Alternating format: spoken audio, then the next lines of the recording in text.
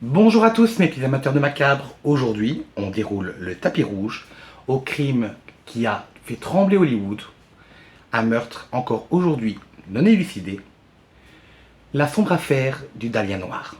Cette jeune femme pleine de rêves de gloire, mais à la célébrité post-mortem. Silence, ça coupe, mettez-vous à votre aise et on est parti pour une nouvelle archive macabre.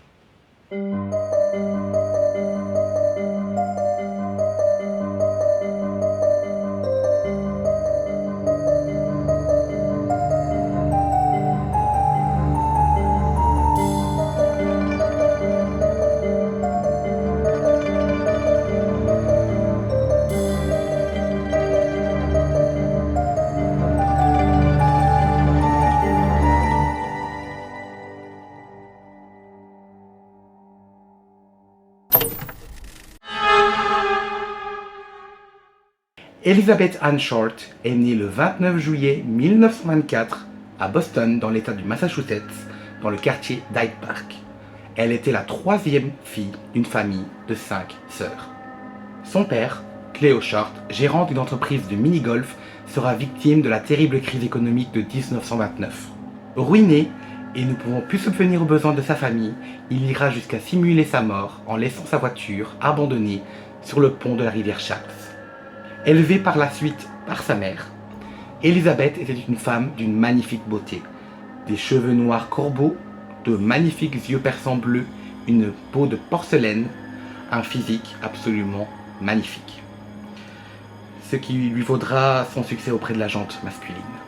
Short était également réputée pour être très naïve, d'allure romantique, et se laissait souvent percer par ses illusions, sans même essayer de voir ce qui se cache derrière. Elle fonçait souvent tête baissée. Après avoir arrêté ses études, elle décidera de quitter la Floride pour la Californie, où elle désirera réaliser son rêve d'être une grande actrice. Une fois arrivée en Californie, elle retrouvera même la trace de son père. Malheureusement, les relations sont plus que compliquées avec. Elle décidera alors de le quitter pour Santa Barbara, où elle trouvera un emploi en tant que caissière. Le 23 septembre 1943, Elizabeth sera arrêtée en tant que mineure pour consommation d'alcool. Elle sera donc renvoyée auprès de sa mère. En 1944, elle va rencontrer Matthew Gordon Jr., un major de l'armée américaine. Le coup de foudre va être immédiat. L'homme va également la demander en mariage. Malheureusement, il trouvera la mort le 10 août 1945 pendant la guerre. Short accusa le coup et l'année 1946, elle va virevolter entre plusieurs villes californiennes, jongler entre plusieurs métiers, serveuse, vendeuse, caissière, pour vraiment essayer de réaliser son rêve, arriver à Hollywood et devenir une grande actrice. Elle jonglera entre chambres d'hôtel et colocation, et les personnes avec qui elle cohabitera diront d'elle que c'est une femme absolument gentille, mais qui est toujours au bras d'un homme différent. Sous-entendant un petit peu que c'est une fille facile, ou peut-être vénale. Cependant, ses ambitions, sa détermination, ça suffira pas. En décembre 1946, elle quittera alors Hollywood pour San Diego et reviendra à Hollywood en janvier 1947, soit le mois de sa mort. Le 9 janvier, Robert Manley ira même jusqu'à l'accompagner à une aire de bus pour que celle-ci puisse se rendre à un rendez-vous avec une de ses sœurs. Cependant, elle ne donnera plus signe de vie, ses colocataires deviendront inquiets et Robert Manley sera le dernier à l'avoir vue vivante. Le 15 janvier 1947, Betty et sa fille se baladent le long d'un terrain vague de Leimert Park jusqu'à ce qu'un détail attire l'attention de maman. Une paire de chaussures laissées à l'abandon. Elle décide de s'approcher de ce qui pour elle ressemble à un mannequin de magasin laissé là. Et plus elle va s'approcher, plus elle va se rendre compte qu'il s'agit bel et bien d'un cadavre. Celui d'Elizabeth Short. Une fois la police sur place, la découverte est digne d'un véritable film gore. La pauvre jeune femme a été tranchée en deux au niveau de la taille. Ses entrailles parsèment le sol. Il y a de nombreux signes de lésions au niveau de la poitrine, des cuisses, des membres supérieurs. et également des traces de liens au niveau des poignets, ce qui pourrait faire craindre à une longue torture. Mais le plus sordide fut que l'intestin a été enlevé, noué et placé sous les fesses de la victime. À l'aide d'un couteau, l'assassin a réalisé un sourire d'une oreille à l'autre. Et le corps a été totalement vidé de son sang et nettoyé. Ce qui prouve que la victime a bien été tuée autre part et elle a juste été déposée là. La police sera informée de la présence d'une voiture noire. Malheureusement, ni la marque ni la plaque d'immatriculation ne seront relevées. Et le sac d'Elizabeth Short sera retrouvé quelques kilomètres plus loin, plus tard.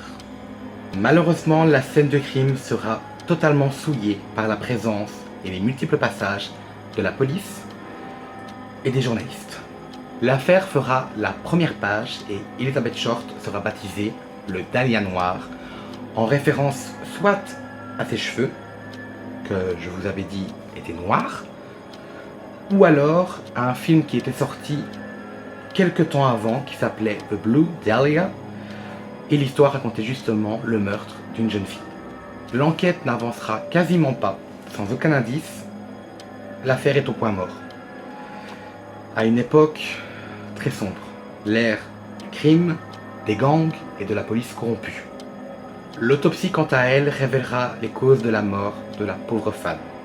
Une hémorragie interne due à une profonde blessure au crâne et au sourire. Et le médecin légiste attestera qu'elle aura été violée après sa mort. Les semaines qui suivent, la police va recevoir au moins une cinquantaine de lettres de, pardonnez-moi l'expression, starbé, se vantant d'être l'auteur du crime, d'être le meurtrier du Dahlia Noir. Rien ne sera pris au sérieux sauf un colis. Dans celui-ci, il y aura les effets personnels d'Elizabeth Short, tous ses documents, ses papiers.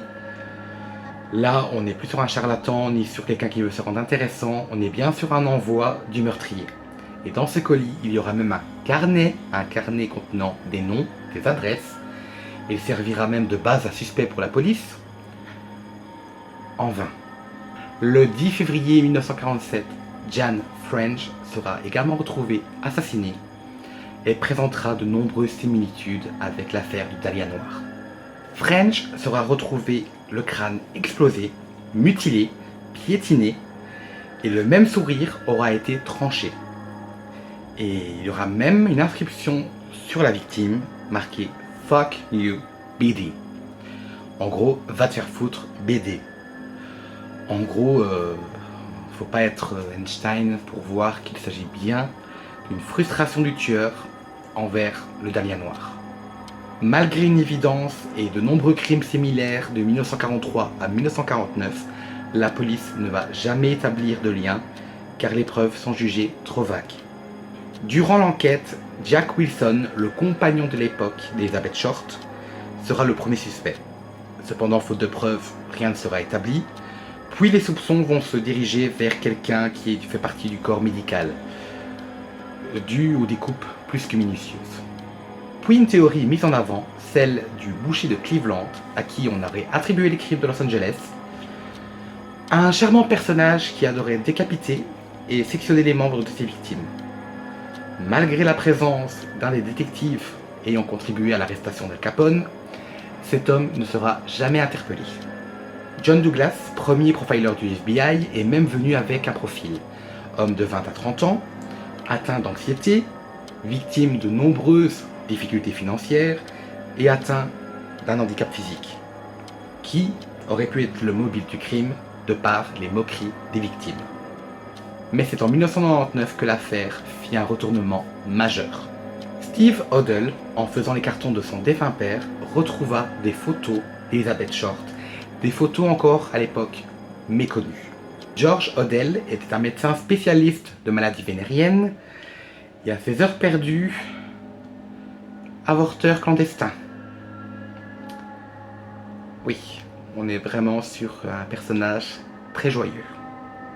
Homme au QI 286, virtuose au piano, et également contact avec le milieu des malfrats lors de sa jeunesse quand il était chauffeur de taxi.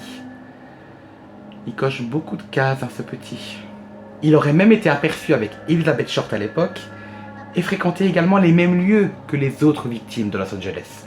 Ami de nombreuses célébrités avec lesquelles il s'était adonné aux orgies, il ne sera jamais inquiété par les forces de l'ordre dû à ses relations haut placées. Il sera même accusé du meurtre de sa secrétaire et de nombreuses plaintes pour agressions sexuelles seront portées contre lui, sans jamais aucune enquête approfondie. L'écriture d'Odell sera même analysée et comparée à des lettres envoyées à l'époque et une correspondance sera établie. Sans oublier un enregistrement vocal particulièrement glaçant où il se vantait que sa culpabilité du meurtre du Dahlia Noir ne pouvait plus être prouvée grâce à la mort de sa secrétaire. Je sais pas vous, mais là, il lui manquerait plus qu'un panneau avec son front marqué coupable, que ça m'étonnerait même pas, quoi. Des éléments mis en avant plus que rageants quand on sait qu'il a été de nombreuses fois interrogé par la police, mais ses relations lui ont toujours permis d'éviter les arrestations, les perquisitions. Grâce à ses pistons, il n'a jamais eu à s'inquiéter de la police. Il pouvait déambuler comme bon lui semble.